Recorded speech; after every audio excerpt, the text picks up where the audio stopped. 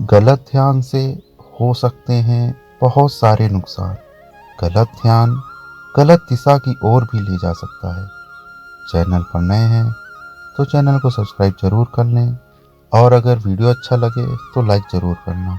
दोस्तों, हम हमेशा आपसे कहते हैं कि ध्यान हमेशा किसी न किसी के दिशा निर्देशों पर करना चाहिए।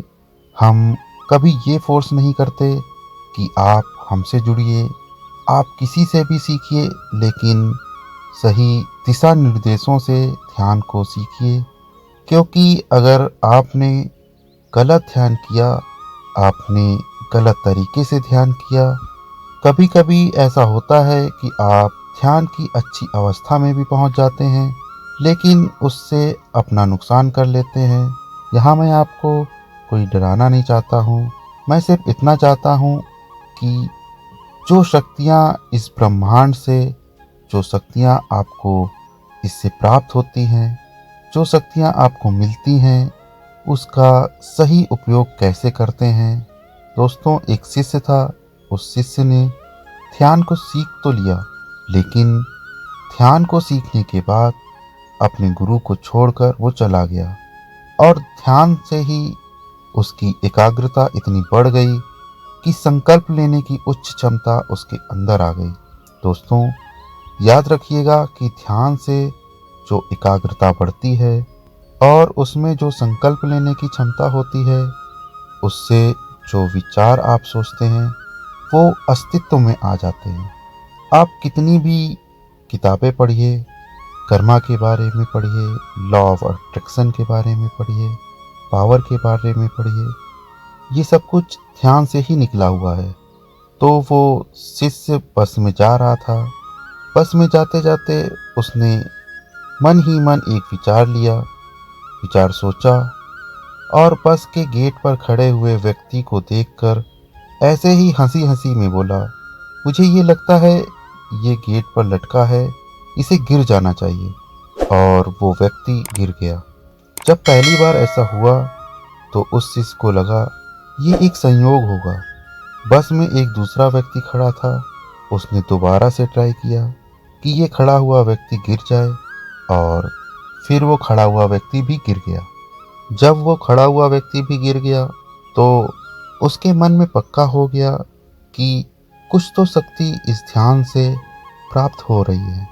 और उसने तीसरी बार कंफर्म किया कि बस में एक बहुत मोटा व्यक्ति ठसा हुआ बैठा था सीट पर, जिसके गिरने की कोई संभावना नहीं थी। और उस शिष्य ने संकल्प किया कि ये मोटा व्यक्ति गिर जाए, और आप यकीन नहीं करेंगे कि वो मोटा व्यक्ति भी गिर गया। अब उस शिष्य को लग गया कि मेरा ध्यान प्रबल हो गया है, मैं उच्च अवस्था में चला गया हूँ, जबकि उसका ध्यान गलत था।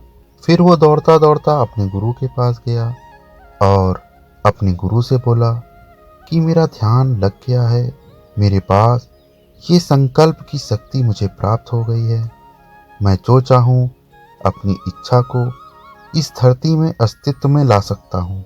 दोस्तों, ये बिल्कुल सत्य है। ध्यान की उच्च अवस्था में ये घटना घटित होती है, लेकिन उसके गुरु ने उसको उस समय ही डांटा और उसके गुरु ने कहा, जो शक्ति तुझे प्राप्त हुई है मैं उसे वापस लेता हूँ, जा पहले अकेले में तपस्या कर। शिष्य रोने लगा। उसने कहा कि ऐसा क्यों कह रहे हैं। उन्होंने कहा कि इस एकाग्रता की, संकल्प की शक्ति से जो तू प्राप्त कर रहा है, उससे तू अपना, अपने घर वालों का, सबका नुकसान कर लेगा। क्योंकि दोस्तों, जब ऐसा गलत ध्यान हम कर लेते हैं, ऐसी ध्यान की गलत अवस्था बिना गुरु के सानिध्य में प्राप्त कर लेते हैं, तो ऐसे ही आपके मन में कोई ना कोई निगेटिव विचार आएगा, कोई ना कोई निगेटिव थिंकिंग आएगी, कोई अपना होगा और वो निगेटिव विचार घटित हो जाएगा, और आप जो इस संसार को कुछ देना चाहते थे, उल्टा उसे ले लेंगे।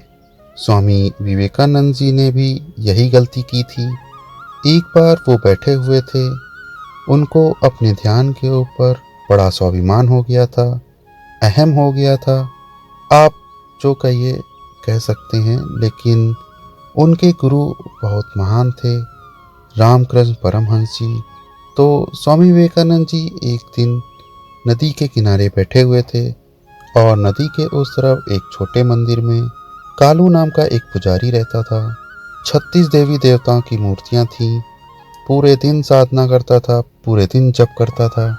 विवेकानंद जी के पास ध्यान की एकाग्रता, ध्यान की शक्ति आ चुकी थी और विवेकानंद जी ने अपनी ध्यान की एकाग्रता से उस कालू के ऊपर प्रयोग किया और कालू ने उन सभी देवी देवताओं की मूर्ति को एक पोटली में बांधा और नदी में बहा आया। जो वर्षों से अपने देवी देवताओं की तपस्या कर रहा था, विवेकानंद जी ने अपनी एकाग्रता की शक्ति से उससे उस संकल्प को सिद्ध करवा लिया। रामकृष्ण परमहंस जी को जब ये बात पता चली, उन्होंने नरेंद्र को बहुत डांटा और उनसे कहा, मैं तेरी ध्यान की चाबी अपने पास ले लेता हूँ। जब तक तू इस अवस्था में परिपक्व नहीं हो जाता, मैं तुझे नहीं दूंगा। तो दोस्तों, कहने का भाव ये है कि जब भी ध्यान करिए, किसी से सीखिए और सानिध्य में रहकर करिए, क्योंकि अगर आप ठीक से ध्यान करते हैं तो आप उसकी उच्चतम अवस्था को प्राप्त कर सकते हैं। अगर एक रास्ते को आपने पकड़ लिया है तो उस रास्ते के अंतिम छोर तक आप अवश्य पहुंचेंगे। लेकिन कहीं नकारात्मक विचारों में, गलत विचारों में भटक कर न सिर्फ आप अपनी शक्तियों को खो देंगे, बल्कि अपना भी नुकसान करेंगे। अगर आपके साथ भी इससे मिलता जुलता कुछ हुआ है तो हमें कमेंट में ज़रूर बताना, हम उस पर भी वीडियो बनाने का प्रयास करेंगे। दोस्तों, अब रेगुलर अपडेट्स के लिए आप हमें इंस्टाग्राम पे भी फॉलो कर सकते हैं। हमारे हैंडल का नाम है मेडिटेशन मिस्ट्रीज। लिंक नीचे डिस्क्रिप्शन बॉक्स में भी दिया हुआ है और ऊपर स्क्रीन पे भी।